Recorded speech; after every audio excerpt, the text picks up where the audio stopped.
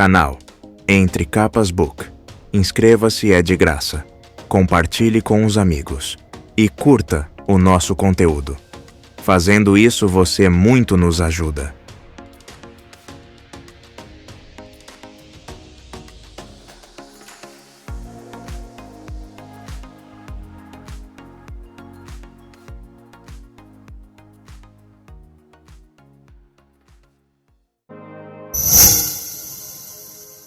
Quatro.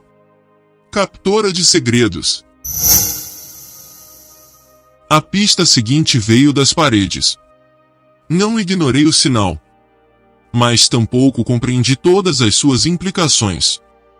Do Diário de Navani Colim, Gezezés, ano de 1174.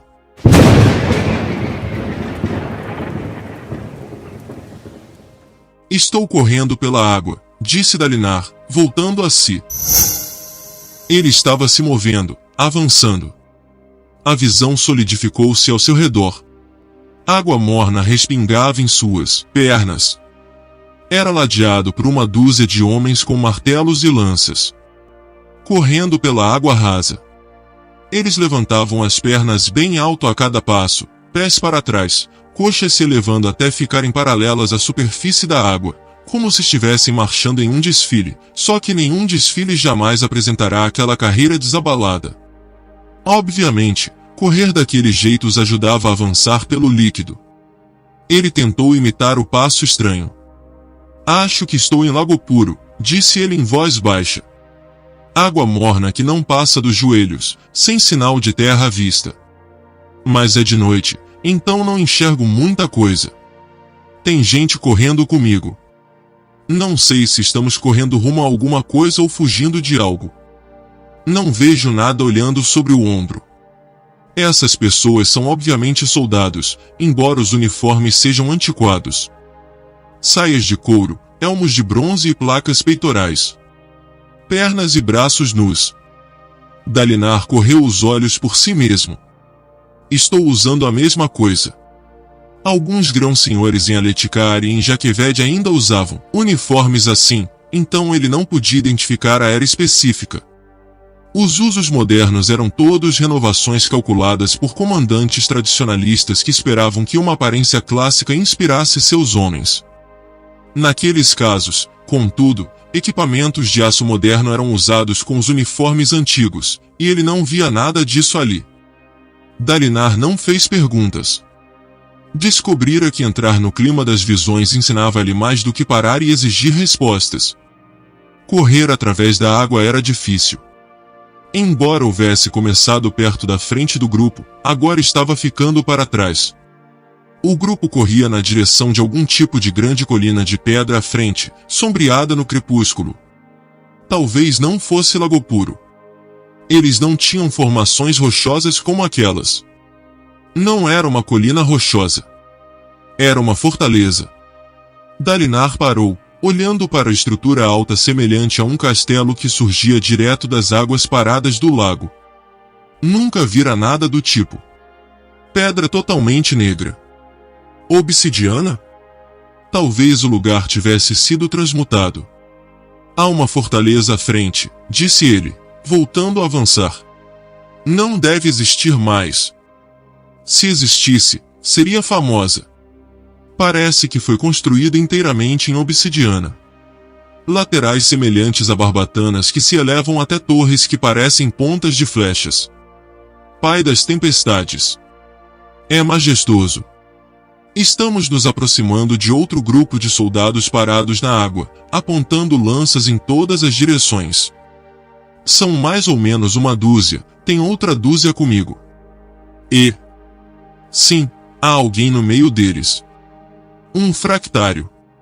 Armadura brilhante. Não apenas um fractário. Um radiante. Um cavaleiro em uma armadura fractal resplandecente, que brilhava com um vermelho profundo nas juntas e em certas marcações. As armaduras eram assim na Era Sombria. A visão estava ocorrendo antes da traição.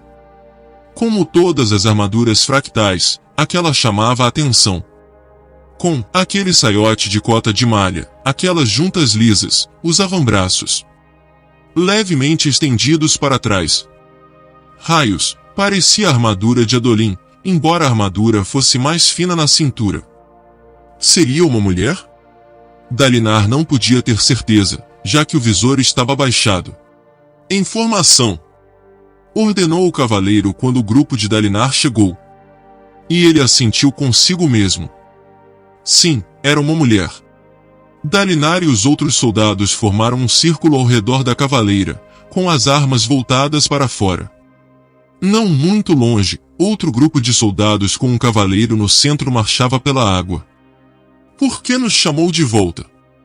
Indagou um dos companheiros de Dalinar. Caé acha que viu alguma coisa, disse a cavaleira. Fiquem atentos. Vamos nos mover cuidadosamente. O grupo se afastou da fortaleza em uma direção diferente da que tinha vindo. Dalinar segurava sua lança apontada, suando nas têmporas. Aos seus olhos, não se via diferente do normal. Os outros, contudo, o viam como um dos seus. Ele ainda não sabia muita coisa sobre aquelas visões. O Todo-Poderoso as enviava, de algum modo. Mas o Todo-Poderoso estava morto, como ele mesmo admitira. Então, como funcionava? Estamos procurando alguma coisa, sussurrou Dalinar. Equipes de cavaleiros e soldados foram enviadas para encontrar alguma coisa avistada. Você está bem, novato? Perguntou um dos soldados ao seu lado. Estou bem, respondeu Dalinar. Só preocupado. Quero dizer, nem sei direito o que estamos procurando. Um espreno que não age como deveria, respondeu o homem.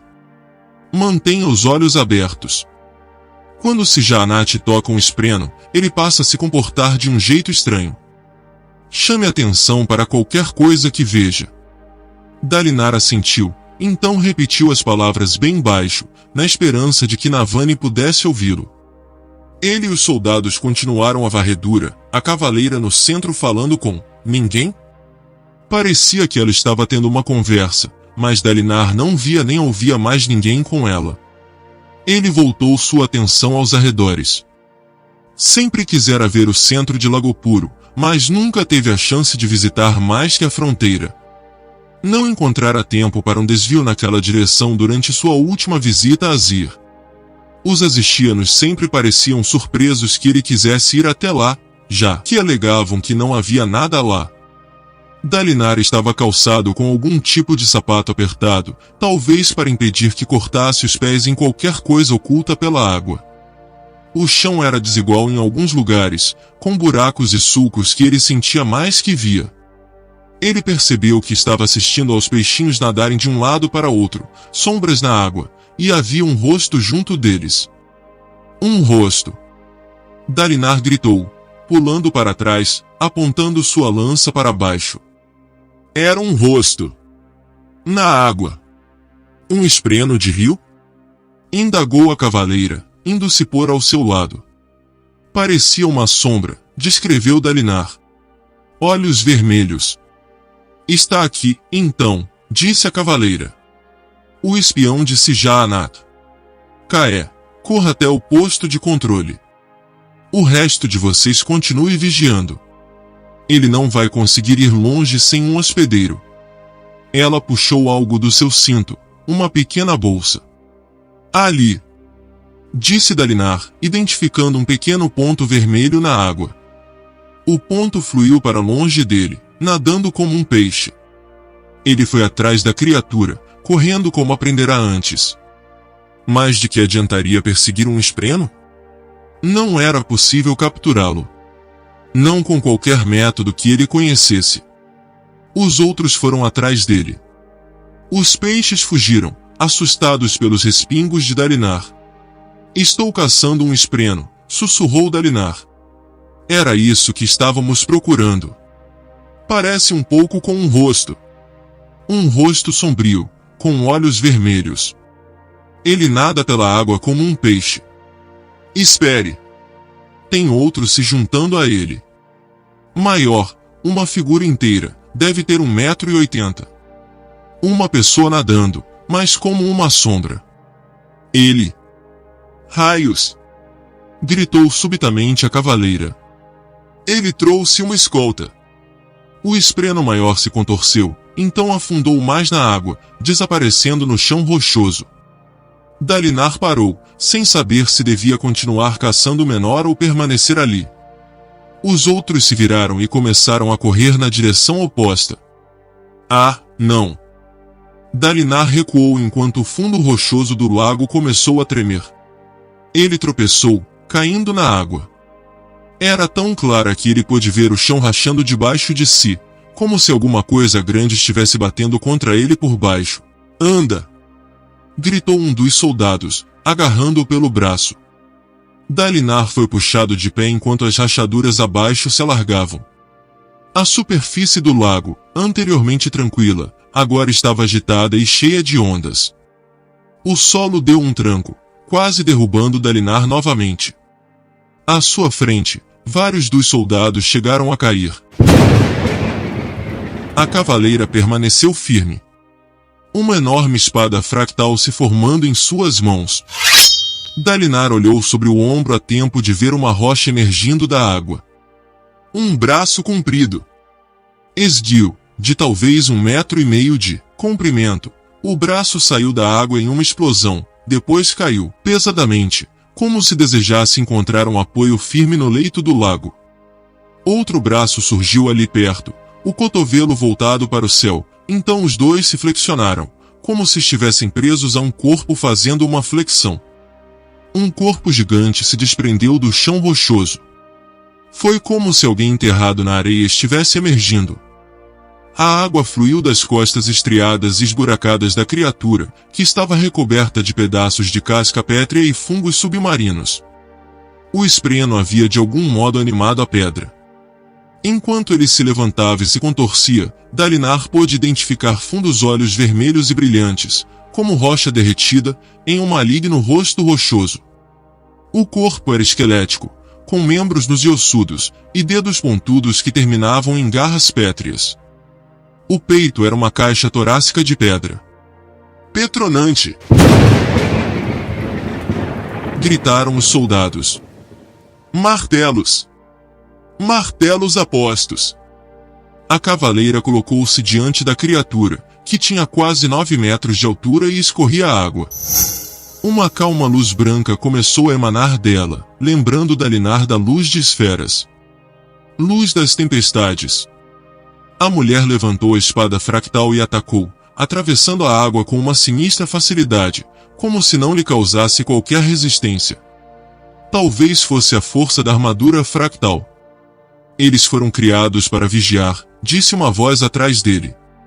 Dalinar olhou para o soldado que o ajudara a se levantar antes. Um selaiano de rosto comprido com a cabeça ficando calva e um nariz largo. Dalinar estendeu a mão para ajudar o homem a se erguer. O homem estava falando diferente de mais cedo, mas Dalinar reconheceu sua voz. Era a mesma que aparecia no final da maioria das visões. O Todo-Poderoso. Os Cavaleiros Radiantes, disse o Todo-Poderoso, ao lado de Dalinar, assistindo a cavaleira atacar aquela besta saída de um pesadelo. Eles foram uma solução, uma maneira de contrabalançar a destruição das desolações. 10 ordens de cavaleiros, fundadas com o propósito de ajudar os homens a lutar, depois a reconstruir. Dalinar repetiu o discurso palavra por palavra, concentrado em captar cada uma delas e não em entender o significado. O Todo-Poderoso se virou para ele. Fiquei surpreso quando essas ordens chegaram. Não ensinei isso aos meus arautos. Foram os esprenos, desejando imitar o que eu tinha dado aos homens, que tornaram isso possível. Você vai precisar refundá-las. Essa é a sua tarefa. Você deve uni-los. Crie uma fortaleza que possa resistir à tempestade. Atormente-o de convença-o de que ele pode perder, e aponte um campeão. Ele vai aproveitar essa chance, em vez de arriscar outra derrota. Como já aconteceu tantas vezes. Esse é o melhor conselho que posso lhe dar. Dalinar acabou de repetir as palavras. Além dele, a luta começou a ganhar intensidade, água espirrando e rocha quebrando. Soldados se aproximaram portando martelos, e, inesperadamente, esses homens agora também brilhavam com luz das tempestades, embora de modo muito mais fraco. Você foi surpreendido pela chegada dos cavaleiros, disse Dalinar ao Todo-Poderoso. E essa força, esse inimigo, conseguiu matá-lo. Você nunca foi Deus. Deus sabe de todas as coisas. Deus não pode ser morto. Então, quem era você? O Todo-Poderoso não respondeu. Não podia. Dalinar havia compreendido que aquelas visões eram algum tipo de experiência pré-determinada, como uma peça. As pessoas nela podiam reagir a Dalinar, como atores capazes de improvisar até certa medida. O próprio Todo-Poderoso nunca fazia isso. Farei o que puder, disse Dalinar. Vou refundá-los. Vou me preparar. Você me disse muitas coisas, mas tem uma que descobri por conta própria. Se você pode ser morto, então o outro como você, seu inimigo, provavelmente também pode. A escuridão caiu sobre Dalinar. Os gritos e sons de água agitada sumiram. Será que aquela visão ocorrerá durante uma desolação? Ou entre elas? As visões nunca diziam o bastante. Quando a escuridão se evaporou, viu-se deitado em uma pequena câmara de pedra dentro do seu complexo nos acampamentos de guerra. Navani estava ajoelhada ao seu lado, segurando uma prancheta e escrevendo. Raios, ela era linda. Madura, lábios pintados de vermelho, cabelo enrolado ao redor da cabeça em uma trança complexa que faiscava com rubis. Vestido vermelho sangue. Ela o encarou, notando que estava despertando, e sorriu. Foi. Começou ele. Quieto, pediu ela, ainda escrevendo. Essa última parte parecia importante. Ela escreveu por um momento, então finalmente afastou a caneta da prancheta, que segurava com a mão segura coberta. Acho que peguei tudo. É difícil quando você muda de idioma. Eu mudei de idioma? No final. Antes, você estava falando selaiano. Uma versão antiga da língua, com certeza, mas nós temos registros disso. Espero que meus tradutores possam entender minha transcrição. Meu conhecimento desse idioma está enferrujado. Você precisa falar mais lentamente nesses casos, querido. Às vezes, na hora, é difícil, replicou Dalinar, se levantando. Em comparação ao que havia sentido na visão, o ar ali estava frio. A chuva bombardeava as janelas fechadas do recinto, embora ele soubesse por experiência própria que o final da sua visão significava que a tempestade já estava quase acabando. Sentindo-se exausto, ele caminhou para um banco junto à parede e se acomodou. Só ele e Navani estavam no cômodo, ele preferia assim. Renarin e Adolin esperavam o fim da tormenta em outro cômodo nos aposentos de Dalinar, sob os olhos vigilantes do capitão Kaladin e seus guarda-costas carregadores de pontes. Talvez ele devesse convidar mais eruditas para observar suas visões, elas todas poderiam escrever suas palavras, então se consultarem para produzir a versão mais precisa. Mas, raios, já tinha problemas suficientes com uma pessoa que o vigiava naquele estado, esbravejando e se sacudindo no chão. Acreditava nas visões. Até confiava nelas, mas nem por isso deixava de ser embaraçoso. Navani sentou-se ao seu lado e envolveu-o em seus braços. Foi muito ruim? Dessa vez? Não. Não foi. Alguma correria, depois um pouco de combate. Eu não participei. A visão terminou antes que eu precisasse ajudar. Então por que essa cara? Preciso refundar os Cavaleiros Radiantes. Refundar-os. Mas como? O que isso significa? Eu não sei. Eu não sei de nada, só tenho pistas e ameaças nebulosas.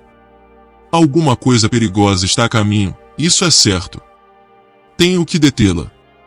Navani pousou a cabeça em seu ombro. Ele fitou a lareira, que crepitava baixinho, dando ao cômodo pequeno um brilho cálido. Essa era uma das poucas lareiras que não fora convertida para os novos dispositivos fabriais de aquecimento. Ele preferia o fogo de verdade, embora não fosse dizer isso a Navani. Ela trabalhava duro para criar novos fabriais para todos. Por que você? Indagou Navani. Por que precisa fazer isso? Por que um homem nasce rei, e outro, um mendigo? Perguntou Dalinar. Assim é o mundo. É tão fácil assim para você? Não é fácil, mas não adianta exigir respostas. Ainda mais se o Todo-Poderoso está morto. Talvez ele não devesse ter compartilhado esse fato com ela. Aquela única ideia bastaria para que ele fosse marcado como um herege, afastando seus próprios fervorosos e dando a Sadeias uma arma contra o trono. Se o Todo-Poderoso estava morto, o que Dalinar adorava? Em que acreditava? Vamos registrar suas memórias da visão. Navani suspirou, se afastando dele. Enquanto ainda estão frescas. Dalinar concordou. Era importante ter uma descrição que acompanhasse as transcrições. Ele começou recontando o que tinha visto, falando lentamente o bastante para que ela pudesse escrever tudo. Descreveu o lago, as roupas dos homens, a estranha fortaleza ao longe. Navani disse que havia histórias de grandes estruturas em Lago Puro contadas por algumas pessoas que viveram lá. Essas histórias eram consideradas mitológicas pelas eruditas. Dalinar se levantou e andou de um lado para outro enquanto passava para a descrição da criatura horrenda que surgira do lago. Ele deixou para trás um buraco no leito do rio, explicou Dalinar. Imagine que você traçou a silhueta de um corpo no chão e depois viu esse corpo se desprender do chão. Imagine a vantagem tática que um ser assim teria. Esprenos se movem com rapidez e facilidade. Um deles poderia se esgueirar pelas linhas de batalha, depois se levantar e começar a atacar a equipe de apoio. O corpo de pedra da fera deve ter sido difícil de quebrar. Raios. Espadas fractais. Fico pensando se essas são as coisas que as armas foram realmente projetadas para combater. Navani sorriu enquanto escrevia. O que foi? Indagou Dalinar, parando de andar. Você é mesmo um soldado. Sim. E o que tem? É encantador, respondeu ela, terminando de escrever. O que aconteceu depois? O Todo-Poderoso falou comigo. Ele reproduziu o monólogo melhor que pôde enquanto andava devagar. Preciso dormir mais, pensou. Não era mais o jovem que fora 20 anos, capaz de ficar acordado a noite inteira com Gavilar, com uma taça de vinho na mão, enquanto ouvia seu irmão fazer planos, e depois partir para a batalha no dia seguinte cheio de vigor e ansioso por uma contenda. Quando ele concluiu a narrativa, Navani se levantou, guardando seu material de escrita. Levaria aquelas palavras e faria com que as eruditas dela, bem, as eruditas dele, de quem ela se apropriara, trabalhassem para combinar as palavras em aletiano com as transcrições que registrara.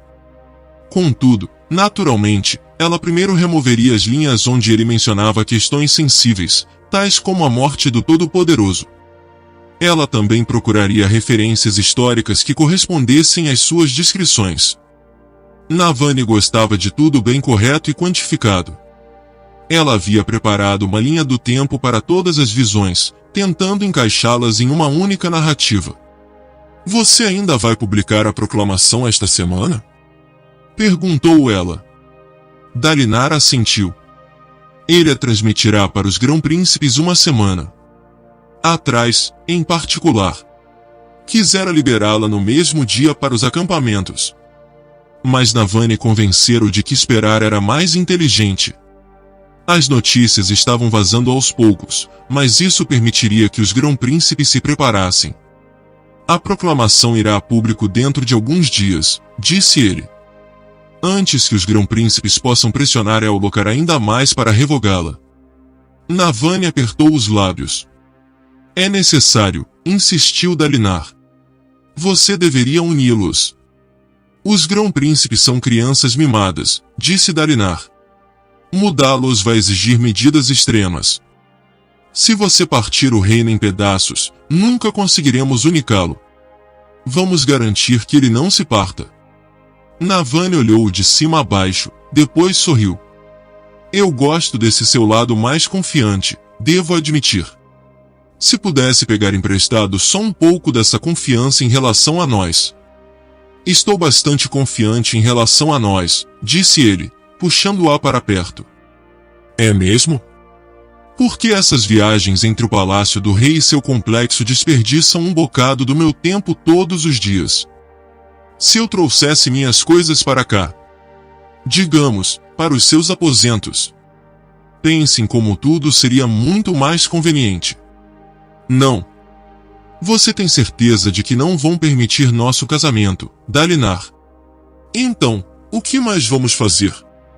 É pela moralidade da situação? Você mesmo disse que o Todo-Poderoso está morto. Uma coisa ou é certa ou é errada, disse Dalinar, teimoso. O Todo-Poderoso não entra nisso. Deus não entra no fato de seus mandamentos serem certos ou errados. Rebateu Navani, séria. Isso. Cuidado, disse Navani. Você está parecendo a Jasna. De qualquer maneira, se Deus está morto, Deus não está morto. Se o Todo-Poderoso morreu, então ele nunca foi Deus, só isso. Ela suspirou, ainda perto dele, então ficou na ponta dos pés e o beijou, e não de maneira recatada. Navani considerava o recato coisa de gente frívola e dissimulada. Então, foi um beijo apaixonado, pressionando sua boca, empurrando sua cabeça para trás, querendo mais. Quando ela se afastou, Dalinar estava sem fôlego. Ela sorriu para ele, então se virou, pegou suas coisas, ele não havia notado que elas deixara cair durante o beijo, e caminhou até a porta. Não sou uma mulher paciente, você sabe. Sou tão mimada quanto esses grão-príncipes, acostumada a conseguir o que eu quero. Ele bufou. Nada disso era verdade. Ela sabia ser paciente. Quando era do seu interesse. O que ela queria dizer era que isso não lhe interessava naquele momento. Navani abriu a porta e o próprio capitão Kaladin espiou ali dentro, inspecionando o cômodo.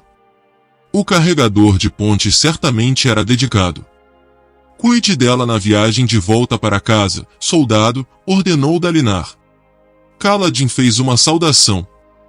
Navani passou por ele e saiu sem dizer adeus, fechando a porta e deixando Dalinar sozinho novamente. Ele suspirou profundamente, depois caminhou até a cadeira e se instalou junto da lareira para pensar. Despertou algum tempo depois, com o fogo já apagado. Raios! Agora ele estava caindo no sono no meio do dia? Se ao menos não passasse tanto tempo rolando na cama, a cabeça cheia de preocupações e fardos que nunca deveriam ter sido dele. O que havia acontecido com os dias simples? Sua mão na espada, seguro de que Gavilar cuidaria das partes difíceis? Dalinar se espreguiçou e levantou-se. Precisava rever as preparações para a transmissão da proclamação do rei e então cuidar para que os novos guardas. Ele parou. A parede do seu quarto trazia uma série de arranhões brancos formando glifos que não estavam ali antes. 62 dias, diziam os glifos. A morte seguirá. Algum tempo depois, Dalinar se levantou, impertigado. As mãos unidas às costas enquanto ouvia Navani conversar com Rushu, uma das eruditas dos Colin. Adolin estava ali perto, inspecionando um pedaço de pedra branca que havia sido encontrada no chão. Aparentemente fora arrancada da leira de pedras ornamentais na moldura da janela do quarto, depois usada para escrever os glifos. Coluna reta, cabeça erguida, Dalinar disse a si mesmo. Ainda que você queira simplesmente desabar naquela cadeira. Um líder não desabava, um líder estava sempre no controle. Até mesmo quando sentia que não controlava coisa alguma. Especialmente nesses momentos. Ah, disse Rushu, uma jovem fervorosa com longos cílios e lábios em botão. Vejam só que linhas descuidadas. A simetria inapropriada. Quem fez isso não tem prática em desenhar glifos. Quase escreveu morte errado. Parece mais quebrado. E o significado é vago. A morte seguirá? Ou será siga a morte? Ou 62 dias de morte e seguimento? Glifos são imprecisos. Só faça a cópia, Rushu, disse Navani. E não fale disso com ninguém. Nem mesmo com a senhora? Perguntou Rushu, distraída, enquanto escrevia. Navani suspirou, caminhando até Dalinar e Adolin. Ela é boa no que faz, disse Navani em voz baixa, mas às vezes é meio tonta. De qualquer modo, ela conhece linguagem manuscrita melhor do que qualquer pessoa. É uma das suas várias áreas de interesse. Dalinar assentiu, ocultando seus medos. Por que alguém faria isso? Perguntou Adolin, deixando cair a pedra. É algum tipo de ameaça obscura? Não, respondeu Dalinar. Navani o encarou. Rushu, deixe-nos por um momento, pediu ela. A mulher não respondeu de início, mas saiu apressada depois que Navani repetiu o pedido. Quando abriu a porta, revelou membros da Ponte 4 do lado de fora, liderados pelo Capitão Kaladin. Com uma expressão sombria. Ele havia acompanhado a saída de Navani, depois voltará para encontrar aquilo, e então imediatamente enviará homens para verificar se Navani estava bem e trazê-la de volta. Ele obviamente culpava-se por aquele lapso, pensando que alguém havia se esgueirado para dentro do quarto de Dalinar enquanto ele dormia.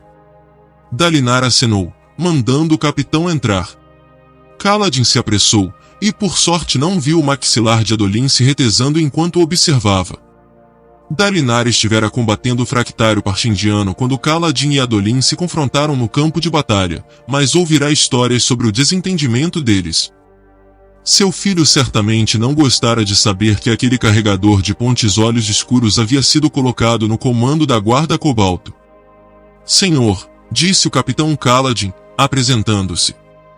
Estou envergonhado. Uma semana no trabalho e falei com o senhor. Você obedeceu às ordens, capitão, replicou Dalinar. Meu comando era mantê-lo seguro, senhor, respondeu Kaladin, a raiva transparecendo na sua voz.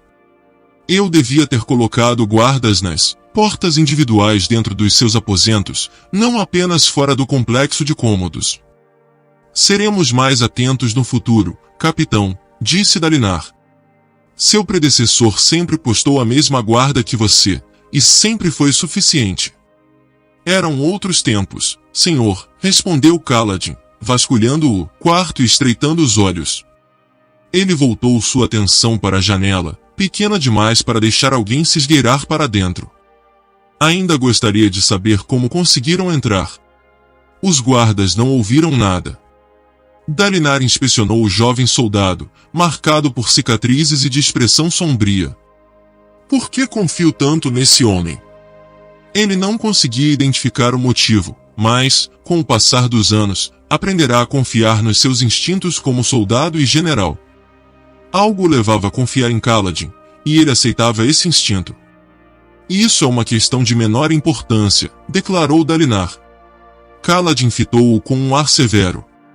Não se preocupe demais com como a pessoa entrou para escrever na minha parede. Só seja mais vigilante no futuro. Dispensado. Ele acenou com a cabeça para Kaladin, que se retirou com relutância, fechando a porta. Adolin se aproximou. O jovem de cabelo volumoso era tão alto quanto Dalinar. Às vezes era difícil se lembrar disso. Não fazia tanto tempo que Adolin fora um garotinho entusiasmado com uma espada de madeira. Você falou que acordou e encontrou isso aqui, disse Navani. Falou que não viu ninguém entrar, nem ouviu ninguém fazendo o desenho. Dalinar assentiu. Então por que tenho a súbita e distinta impressão de que você sabe? Por que isso está aqui?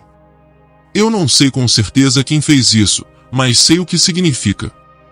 O que é, então? Insistiu Navani. Significa que temos muito pouco tempo, respondeu Dalinar. Envie a proclamação, depois vá até os grão-príncipes e combine uma reunião. Eles vão querer falar comigo. A tempestade eterna está chegando. 62 dias. Não era tempo bastante. Era, aparentemente, tudo o que ele tinha.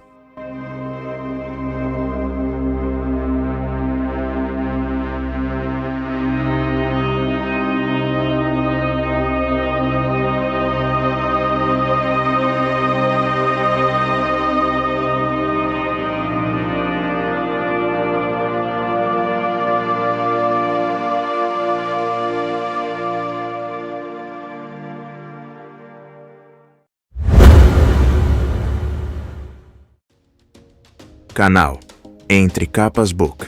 Inscreva-se, é de graça. Compartilhe com os amigos. E curta o nosso conteúdo. Fazendo isso, você muito nos ajuda.